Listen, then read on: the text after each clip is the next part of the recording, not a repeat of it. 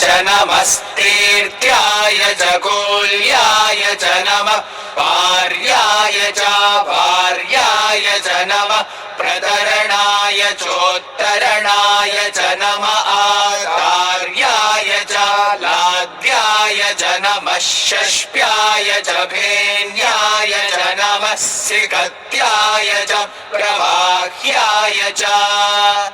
नम इरिण्याय च प्रपथ्याय च नमः किगुंशिलाय च क्षयणाय च नमः कपर्दिने च पुलस्तये च नमो गोष्ठ्याय च गृह्याय च नमस्तल्प्याय च गेह्याय च नमः काट्याय च गह्वरेष्ठाय च नमो हृदयाय च निवेश्याय च नमः पागुंसव्याय